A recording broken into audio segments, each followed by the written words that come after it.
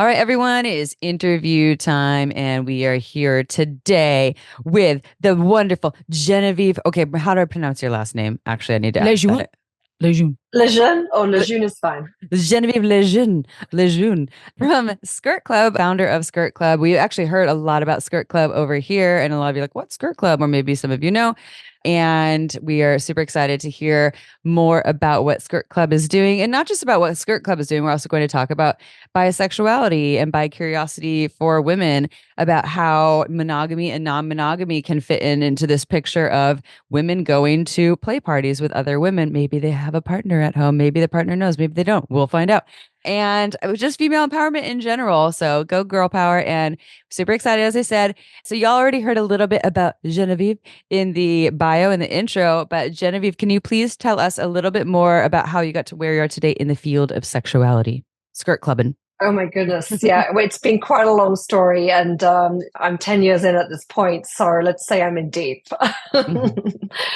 But look, like most women, I started out trying to explore for myself. And along the way, I discovered a lot of women felt the same way as I did. There was an interest in discovering sexuality with women, same-sex sexuality, and didn't know how to go about it. There were zero options. So I started a club, and 10 years on, we are now global and 24,000 members, and born in London, but in 36 cities. And yeah, lots of women have smiles on their faces today as a result.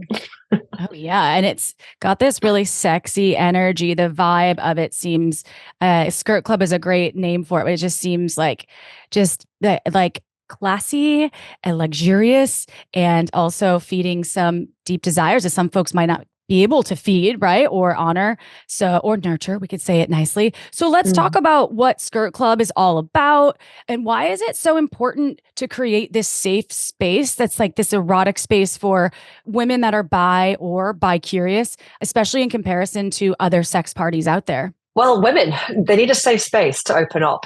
Fundamentally, that's what it comes down to. And yes, there are plenty of co-ed parties where you can explore your sexuality with your partner or meet new male and female partners.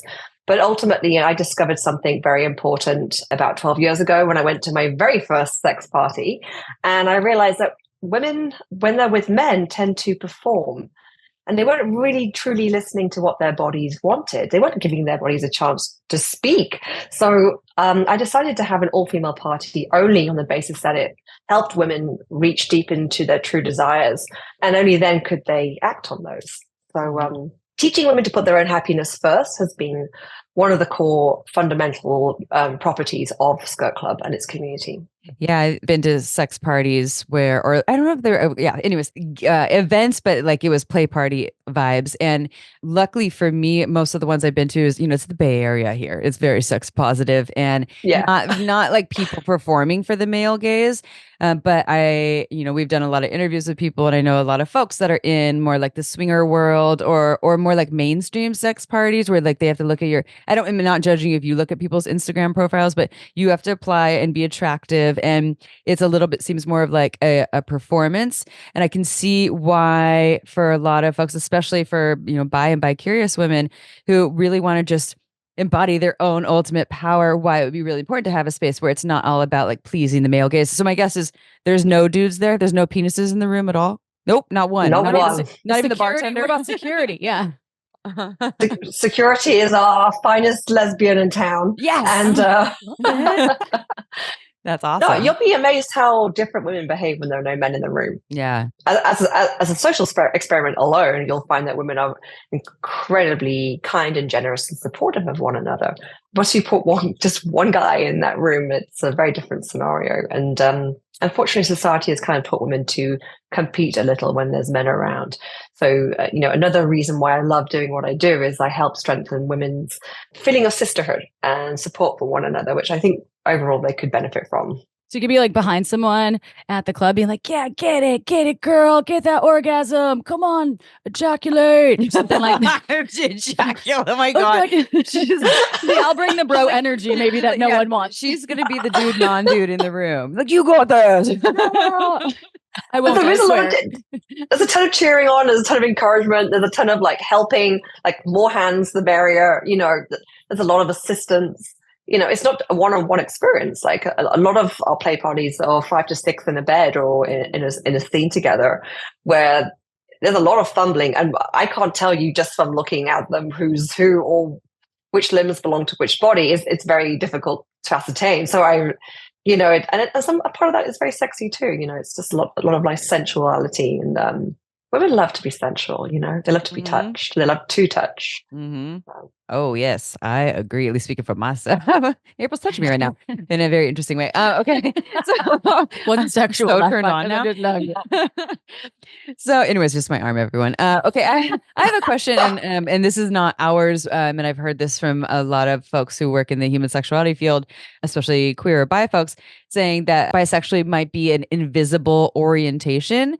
Do you agree with that? Disagree? And why? Can you elaborate on what your feelings about that one? Yeah, bi visibility is something I truly support. It's celebrated every September 23rd.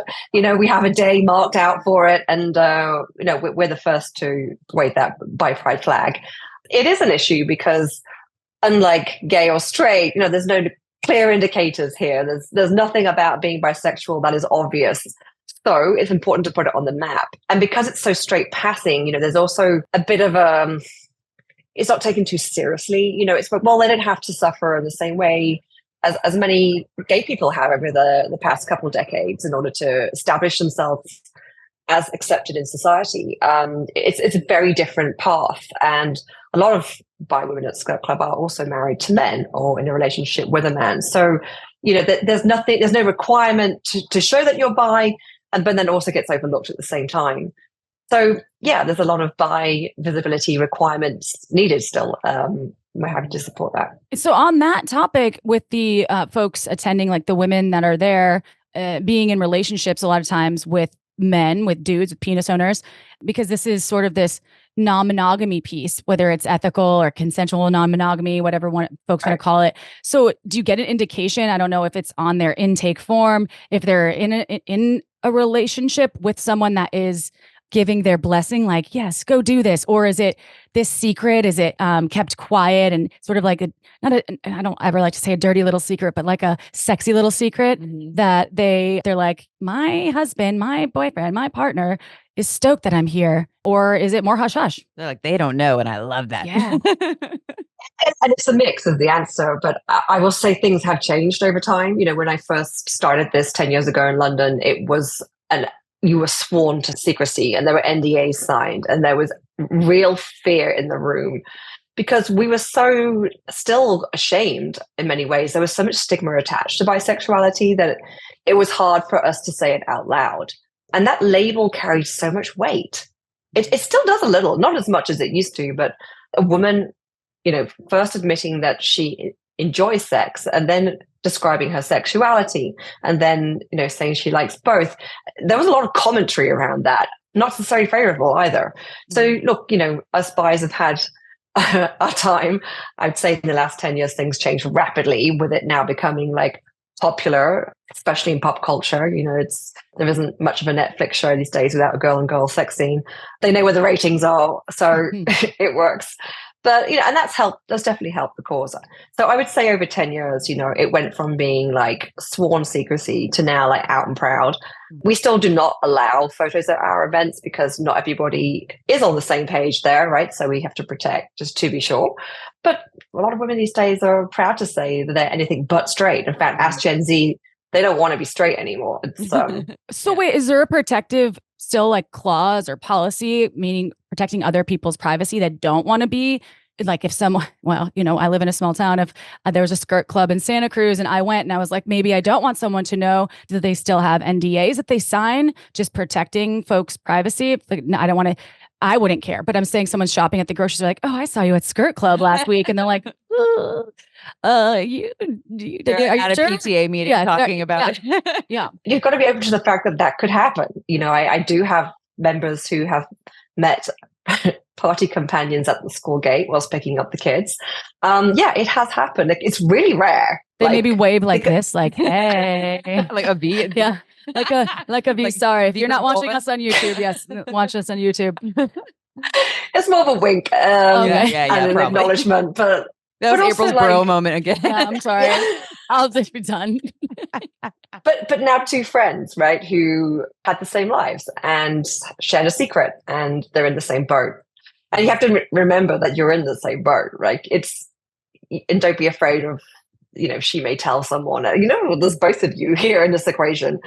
Yeah, yes, it can happen, but it's so rare. I mean, especially in big cities.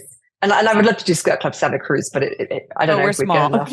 It wouldn't be. We'll go to San Francisco. Yeah, San Francisco would be great. Yeah. Yeah, that's yeah. And that's like a little bit shaming anyway. If you're like, oh, I saw you there and I was there too, in my opinion, I'd be like, yeah, so that means we're both really fucking cool. Yeah. Amazing. It reminds me of, so I used to own a brick and mortar sex shop here in Santa Cruz for 12 years. And some, people would come in but they'd be like, I don't want anyone to see me in here. I'm like, but they would be in here too if they did.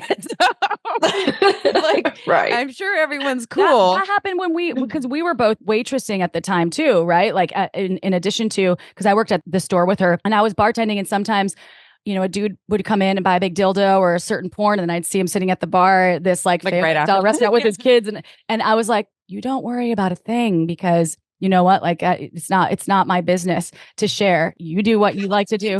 But they would be nervous, and then they would come into the shop again and be like, "Thank you so much." And I'm like, "What was I going to say? I love that dildo you picked out, that rainbow 11-inch cock, and you have great taste." Yeah, it's like, no, don't worry. Reminds me of that, but good call. I was thinking about that too. I have two friends that went to one of your events. I think it was San Francisco. I think you know who I'm talking about, but I won't say names because we don't do that at all. We don't ever do that with anyone. But they went, and I think it was like 6 months ago, and they kind of knew each other a little bit before, not that well, and they went there and they played with each other for the first time, and now they're BFFs.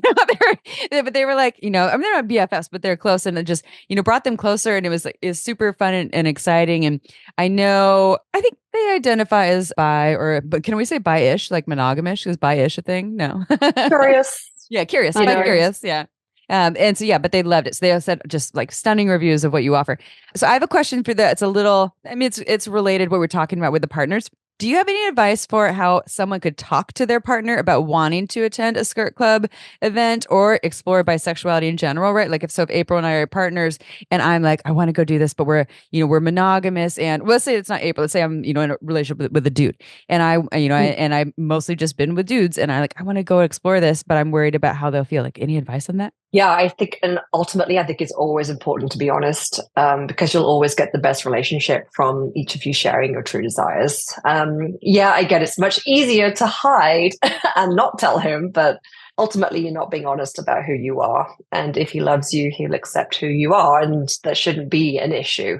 It just requires a conversation, and probably an awkward one, but better to start somewhere. And it could start with if you want to share a little favorite porn of yours with him, and maybe it's a girl on girl scene, and explain that this really turns you on, and you're not sure why, but you got an itch you might like to scratch, and maybe you'd like to discover for yourself one day what that feels like. Just float the idea, see how he comes around to that at all. But I would go slowly on this, float ideas, check the temperature, see the reactions. And if it's if you can see the eyes light up and he's like, that sounds great, honey, then you've got a solution to present. And see how he takes it. It's really important to have boundaries in place. And before you come to an event, you must absolutely have clear with each other what's okay and what's not okay. The last thing you want is an awful argument the next morning, or the end of a relationship over exploring your fantasies. Fantasies should be allowed, and they are best discussed. And he's probably going to have one as well. So be prepared for that. Ooh, surprise. Well, also, it could be something sexy to bring home after your experience. Talk about it. You could be like, and then she stuck her tongue in on my nipple, and it felt. You could actually share it like it's your own erotic story with your partner. And I'm sure there's some level of comfort for the penis owners out there. There could be, and I'd hope so. Like, oh, there's no other penis owners. There's no other dudes. Like, it's like this is almost safer because you're not going to get drugged, and you don't know the things that are happening sometimes, like when there's a mass amount of penis owners out there. Not that happens at these sex parties in general, but there are a lot of people that are in it for maybe the wrong reasons and to do something that consent isn't a piece of. And I'm sure that having all women, as you said, it's like nurturing. There's a level of care. Yeah. There's this level of almost like this feminine trust that goes into the experience is what I'm envisioning. So Gabriel's ready to go. apparently I am. I left my bro piece at question number 3. Okay. So just saying that as food for thought for folks out there listening that maybe are penis owners, like, that might be interesting if my partner is wanting to explore her bisexuality. Well, when I think of like people's insecurities around exploring non-monogamy, and non-monogamy could just be like, we go to a sex party together once a year or something, that could still be non-monogamy. But it's often you're gonna find someone better than me, right? Like, or like my insecurities go up, like, what if I'm not good enough? What if someone's better in bed? They're hotter, they're cooler, whatever. And then this is a question for both of you. What you think about this? Doesn't it kind of seem like, number one, bisexuality is more normalized for women to be bisexual as opposed to men. And you could have a woman who's like, I am like super bisexual, and they're in a relationship with a man. And it seems more often that man's going to be more insecure about other men as opposed to other women. Right. Isn't that interesting? That's what I think. Because they don't have a dick, or I don't know exactly why. So if she's like, I'm bisexual, I equally like men and women, and you would still be more insecure about the dudes. I don't know. Well, he's a direct replacement. So yeah. There you go. You're not threatened as a man. You're not so threatened by a woman. I mean, I'm not saying that you shouldn't be. I mean, if you like women, then you could easily choose to go that direction, and that has happened. We've had members who've come to Skirt Club married happily and decide that there's a part of themselves they just didn't know was there, and suddenly she prefers women, and now she's dating a woman, and she's left the husband, and that it's rare, but it has happened. So guys, don't be fooled. Well, that could also happen. That could happen with a tennis instructor, a golf instructor, a teacher at your kid's school, at the yoga instructor, So really, a ski instructor, or no instructor at all. Someone you want met at the restaurant, So you don't own anyone, right? That's not part of being in a relationship, even if you have documentation that you're together forever and you've exchanged vows. Sometimes that shifts and changes and with people. So that's what Esther Perel talks about, right? Domesticity can be the killer of a lot of relationships. So you got to keep it fresh. And this is a way to do that, in my opinion, which is why we're loving this conversation with you. So I do have a question though. There's this quote, maybe it's called the motto or mission. So it's, our goal is to be the catalyst for each woman to become the mistress of her own life. Mm-hmm. So this is something that is absolutely resonating with me. And I know Amy mentioned that it was with her too. So we love it. Can you just explain more about what this means? Yeah, I wrote that a few years back now, but look, I really, really want women to own their happiness. And they take a back foot on this through life because we're such givers, nurturers, carers. We're all mothers, sisters, friends, and all we do is put others first. And we think it's selfish to consider our own happiness as important. And it's been the biggest hurdle the last, especially more recently, the last 5 years, when I've tried to get women over that hurdle of it's okay to pleasure yourself. It's okay to put that pleasure first. And by filling your cup, you fill others naturally. It's a gift that keeps on giving. And that's not selfish at all. It's a beautiful way to live your life. And once they see the results of that, then you'll find all those around you who are close to you are very supportive of you seeking out that happiness. Mm-hmm. So, the mistress of your own life is taking charge of it, choosing what you want, choosing what your heart wants, and accepting that as okay and not selfish, but fulfilling for everyone around you. I want to be my own mistress or my own side piece. You can't fill from an empty cup. We've talked about that so many times, right? That is true. That's truth. Can I ask a question or, just for our listeners, but also selfishly for us to paint the picture of what, and I know they're probably all different. I was actually looking at the events the other day or earlier today, and you have so many things going on all over the world. It's almost like this felt like almost every day or week there's different events in different cities all over the world. And so I'm sure they're all different, but my understanding is it kind of starts like you go and it's like a cocktail party, like you're in your cocktail, like fancy cocktail attire, but like sexy fancy. And I I could be completely wrong. So this is probably just from what I heard from one person who went, and you're drinking champagne and stuff. Everyone's connecting. And then it kind of turns into the dresses come off and the lingerie comes on. And are people bringing their own sex toys? And also, I want to know, like, what if you could just like highlight some things that you've seen without giving away what people are, they're keeping them anonymous. What are like, I know you said there was sometimes there's like six bodies all in a puddle, but like, is it like mutual masturbation? Is there like pussies on pussies, a lot of pussy eating? Some people just sitting the side just to hang out and not engage. Like, what is it like? Big questions. And I'll dive into the play party event that we run because this is all about that. We do run socials. Probably 80% of our events program is social events. But we are super famous for what we started out with first, which is our play party, and we call that our signature event. Each has a theme. So you'll have like a Pinterest board to consult in terms of dress code beforehand. And that's a lovely way to break the ice and talk to other women who you've just met for the first time on arrival. So typically the format would be arriving at a secret location where you receive the address just 24 hours beforehand, typically central to a city, a penthouse, or a luxury home of some sort. You'll be dressed to the nines. I hope as women dressing for women is always like an extra bit of effort because we know that you register all the detail and appreciate all the effort. So we're always proud to go that little extra far. And then you'll be greeted with a glass of champagne by one of our many hostesses. It's really important that we have a big team to welcome you. We understand how nervous you might be coming alone. And really, it's 99% of our members arriving all alone, which is scary, let's face it, for any kind of party. So you make sure there's plenty of hostesses there, just chit chat, introduce you to new members, helping you make friends quickly. And then, after about 30 minutes of allowing everyone to arrive on time, we'll break into typically a small talk. From me, if I'm there, I'll give you a little bit of the background as to what Skirt Club's all about and why it's important to put your pleasure first. Little consent talk, and then we'll move into a performance, typically burlesque or an aerialist or fire eater, something that ends with a striptease, and then some naughty games, and that's where the clothes start to come off, and the beautiful lingerie a lot of our members have invested in for this event appears. And they just love to prance around in that with the champagne or a cocktail in their hand. It's so freeing. Yeah, it's so empowering. We love it. What about sex toys? What about sex toys too? Do they bust out their own sex toys? Do you have some like that you can get while you're there? Because that's always important for me, at least with any experience. But I could just be a lone soldier on that.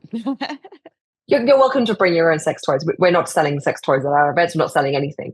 Your ticket includes everything there is to offer, which is all of the cocktails and the performance. Also, it's a little awkward carrying a purse around when you're not wearing anything. So, you're trying to make that as comfortable as possible. Oh. Yeah, so look, you're welcome to bring your own sex toys.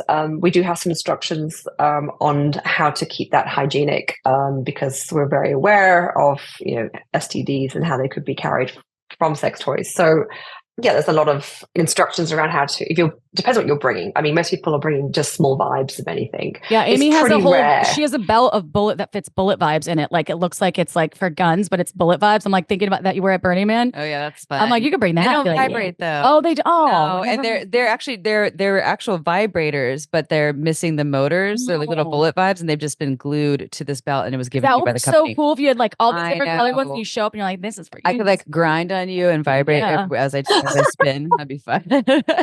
Well, Amy, let's make the real version of that belt. I mean, I'll happily wear one of those. Yeah, to a G.I. Jane type theme. That's how I always feel now. I'm a little bit hot. like sexy G.I. Jane and like rainbow G.I. Jane or something like that. Yeah. We got to invent this. I'm sure I can get a hold of a whole bunch of vibrators for that one. I'm sure April could too. Yeah. Okay. Question about who, so we know it's vulva owners that are attending these events. No penises allowed. Sorry, penises. We love you. There's other events for you.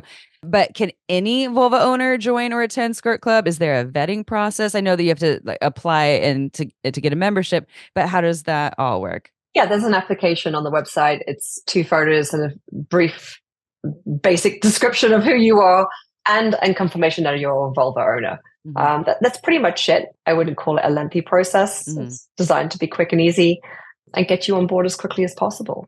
Yeah. How do I prove that I'm a vulva owner? Do I send you a picture? You don't need to. I'm going to take your word for it. Okay, go on. You go on. And I'll find out very quickly if you lied about yes, that. Yes, you will. Yes. Yes, that's probably true. I like that. Okay. So that's easy enough. I like it. And like a bio or something? No, you don't even need a bio. Like I could be like, I'm No, April. really. Okay. Your Kinsey scale reference is great, right? So we're keen to understand really just from demographics, like if you're scoring 0 to 6 on the Kinsey scale, which is straight to homosexual. So where you sit on that scale, as bisexuality is actually between 1 and 5. You could be leaning hetero or homo, but like it's all flavors, right? So it's interesting for us to know how that's going down. Yeah, other than that, like your profession, I mean, it's always fun to know like what people do. And we have a rather large proportion of lawyers in our membership and a ton of artists. You know, it's every single profession you can think of.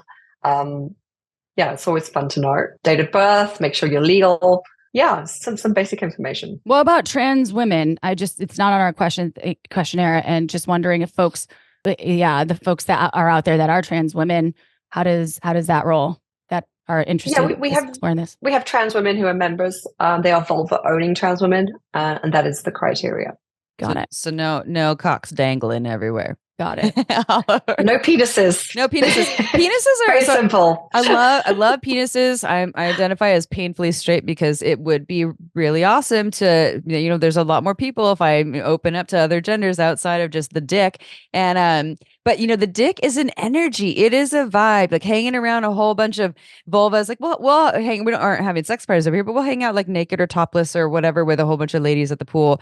But the minute there's like a cock dangling around, it just feels very it shifts different. the energy. It does shift the energy a bit. Yeah, it does. And I love cock, but I'm like, well, there's that cock. And for me, it's interesting because I don't identify as a bisexual person, and I think women's bodies are gorgeous. And what we were talking about earlier, like watch out, dudes. Like your lady might go to one of these parties and leave you. But okay. And the other thing I want to say about that marriage you're talking about, there probably was already issues. If your relationship is golden, very rarely is your partner going to go meet someone else and just bail if you guys are really connected. Yeah.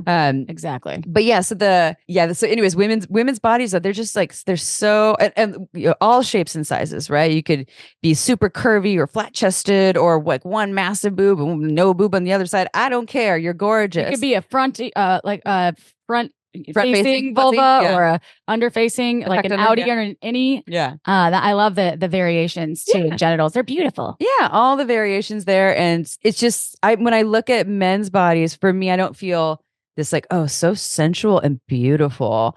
And I know that those are just words, but I don't even feel that in my body. I feel more like, ooh, hot man. Yes, like cave human. He hot me like I don't know about you all, but that's why I'm just saying it makes sense why there's no dick in here. And then, like you were saying, when a whole bunch of women together, there just is this new level of freedom. Yeah. Mm-hmm. Also, you learn how to. I feel like because I've had many of bisexual experiences throughout the course of my sexual life, right, from my teenage years to 30s, and sometimes I learn how to pleasure myself in ways I didn't know about before because a woman pleasing me kind of had different techniques that dudes I'd hooked up with. Does that make sense? Mm-hmm. So you kind of learn about your own sexuality and also exploring others, like delivering pleasure to others also can teach you new ways to please thyself. So that's kind of an added bonus, I think, when I think about Skirt Club. So maybe that could be added into the reasons why, the 1,000 or 2,000 reasons why to be a Skirt Club member. And the other thing is that it's global, as Amy mentioned. So y'all are in, I think you said 36 cities. So what can you talk a little bit, just like a range of the cities, the states, the countries, where people, if they're like, yes, Skirt Club, where are the events held in general? I know it's a lot of places. And then how did you end up taking it global from London to everywhere? Well, with a lot of hard work, I won't lie. I mean, I lived on a plane for about 7 years doing this. And then I built teams in each of these cities to continue on from where I left off, which I personally trained so that they could execute along the brand that I had created. I really wanted women to have a luxury experience. I wanted it to be elevated and I wanted them to feel safe. So, for all those things to come together, it's a lot of planning and a lot of work to get it right. And yes, parties look effortless from the outside, but that's because there's a lot of work done on the inside to get them there. Also, curating the right audience is very important. So, I won't lie, it's been tough. It's not been the easiest company to run. I've come up against a lot of walls, especially with banks and payment processors who seem to dislike us. Yeah. But on the whole, we're still here. And I feel, if anything, because we were first to market in terms of delivering a product that was just for women and demonstrating that women's pleasure is a category in its own right, and they do have the spending power for that, has just paved the way for many other companies to come forward and like design better stuff for women so they can have more of what men have had for centuries. It's been highly unfair for a long time. And I really get off personally on swinging that back into balance and helping women receive all the pleasure they deserve. What? This is not even on our question list, but I'm really curious about tell us where. Oh, sorry, where? Places, yes, some where? General overview. Like, are we talking New York? It's like, do I even say that? It's all like, everywhere. You don't have to. It's everywhere. But just in case, because people will ask us, I know that, and I'm assuming they could go to your site, which we'll get to. But just like a general overview, and if you don't want to say, you don't have to either. Oh no, it's written all over the website. I mean, there are no secrets here anymore. Especially my life, it's all over most newspapers as well. So. Okay, so I'll go in chronological order of how I rolled this out. I started in London, of course, where I was living at the time, where I'm from. And then I moved to Miami, which is where I live now. And so I opened Miami next. And then we did New York, LA, San Francisco, and DC. And then I went over to Australia and did Brisbane, Sydney, and Melbourne. And then I came back to do Austin and more recently Chicago, and we are about to do a launch in Toronto as well. And last year we did most of Europe, so we did Milan, Barcelona, Amsterdam, Paris, and all of Germany. Germany is a very open market. It's funny, Europe can be very traditional actually, but Germany's right at the forefront there. So they came in first with Berlin, and then Munich, Frankfurt, Cologne, Hamburg. Amazing. That's an amazing spread. Oh, and oddly, Shanghai. I mean, I don't know where this one came from. Yeah, typically, so a girl puts her hands up and says, look, I live in the city. I think we'd like to have Skirt Club here. I'm like, cool. And I assess it, and then I fly over and help her build it. And Shanghai was one of those. And Hong Kong seems like a good place, too. I've been to Hong Kong a couple of times, and it's amazing. I feel like they need a Skirt Club. Just saying. If you need me to fly out with you, I will. Okay. I grew up in Hong Kong, so I know it really, really well. Oh. And the interesting thing about that is it's a very small place, and it's a lot of finance types working there. So they were just a little bit too worried about having to make out with their coworkers. Oh, yeah. It's like growing up a small town. Like, I know you, I know you. I slept with you. You've dated my ex. You've dated my 2 degrees of Kevin Bacon. Yes. Yeah, it's a little bit of that. But we do socials there. The most important ingredient to running a play party is a variety in a large audience. So they work best in big cities. So if you want to come to a play party and you're in the US, it's going to be New York, LA, San Francisco, with less frequent events in Miami and Austin. And now Chicago is on the map too. But the regular is New York every month.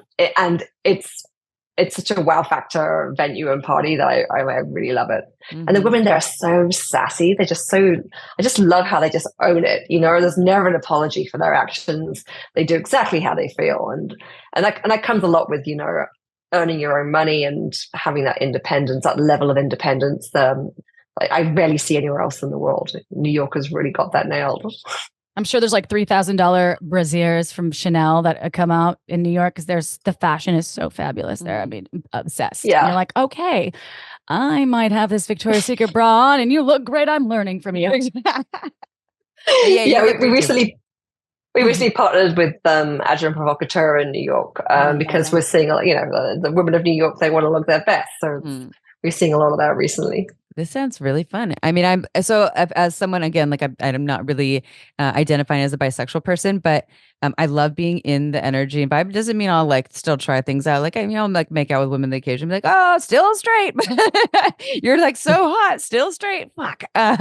But people can come and they can come for more of the social and the energy, they're not required to hook up, right? No, and that's the whole point. There's no pressure, zero. Women don't know how to assert pressure on each other. They're just so graceful. It's such a lovely, loving environment, and you'll see, when you attend an event, it's from the beginning. It states, no pressure. Feel free to hang out at the bar and drink champagne with me all night, and just listen to the The flows of orgasm from upstairs. Love it. I love that. I'm also a pervert, so that's perfect. You would actually be great there. I would be great. I'd be like, oh, putting my ear to the wall, like, what's going on? And there's this consensual. I have one question that wasn't on our list, but I'm really curious about this. What do you love the most about Skirt Club or your job or what or like being in that environment? Like what about it might be a couple things, but where that you like you charges you up and makes it so you want to keep doing this all the time or every day? We do get a lot of great emails typically on a Monday morning when we've hosted a party that weekend. And the messages are just like fundamentally life-changing. You know, I realized there was a part of me I had never discovered. I'm in love with life again. I feel energized. I feel confident. I feel myself. That authenticity piece around, I call it confidence bedroom to boardroom, because once you like lock into gear and become yourself, it unleashes so much more. And it's not just your sex life and your sexuality and your experiences in the bedroom. It goes right through to all parts of life where you become more assertive, and women could just still benefit from a lot more of that. You know, something men have never been shy of. I want that confidence for women too. Nice. Yeah. That's great. That's like real purpose right there. That's like something that makes you feel alive and like you're actually doing something to help change the world, helps people explore their fantasies in a safe environment. I think that is something to celebrate. So thank you for that work that you're doing, Genevieve, because I don't think a lot of people could try, but I don't think they're doing it as well as you do. So, well, I know they're not. So sorry, but not sorry, because keep doing what you're doing for another 10 plus years. Thank you. And so on that note, we have to wrap up because I know that you are a busy human. So how can they find you? How can they find a Skirt Club? How can they attend the events? How can they find more of this work? Well, please visit us at our website, skirtclub.co.uk. That's because we were born in London, so we're still flying that domain.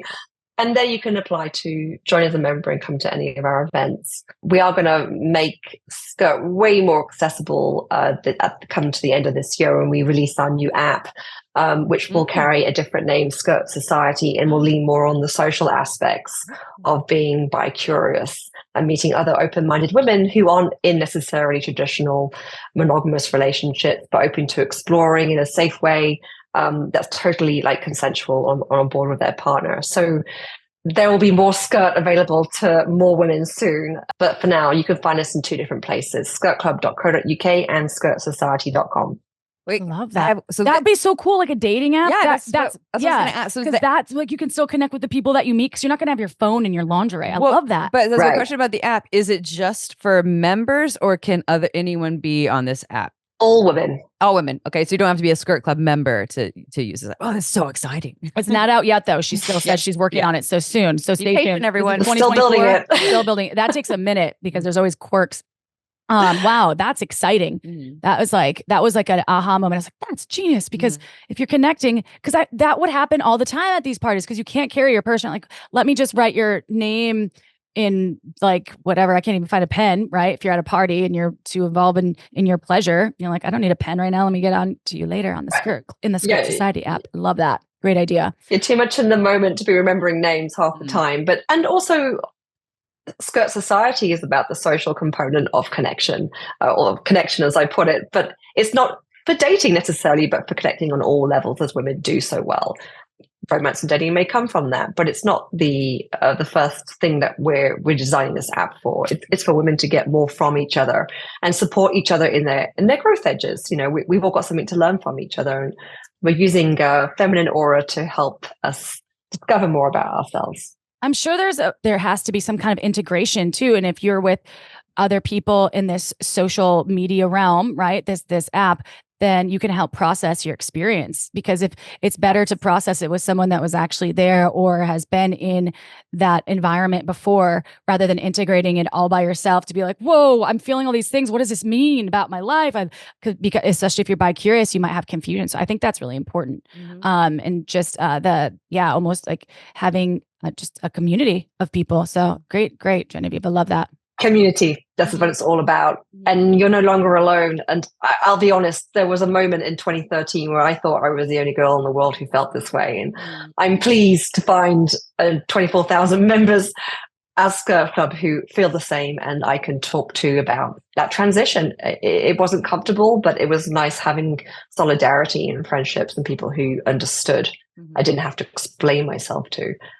Well, all people that wanted to make change, especially women, were never quiet, and it was never easy, right? Over the course of civilization. So thank you for what you're doing. And yeah, it's all shifting, right? I keep feeling that. I think the eclipse is happening April 8th over here. We're not going to see it in California, but people are talking about it. It's a reset. It's a beginning. It's a new beginning. So what's the new beginning of embracing sexuality? And if you're out there embracing Shameless Sex or Genevieve's work, or you just love hearing more from Shameless Sex, rate us on the apps. We're really difficult to find on Spotify right now. That's because someone opened a fake account, Shameless Sex fake account. We had to take it down. No. So it kind of like, it was very strange. We fixed it with Spotify, but now you have to really search for it deep and heavy. The best way to find it is to look up Amy Baldwin, April Lampert. That'll. I even follow it, and it still doesn't. It's so bizarre. So we're working on that. But if you rate us, because we had a lot of ratings on the other Spotify, the fake one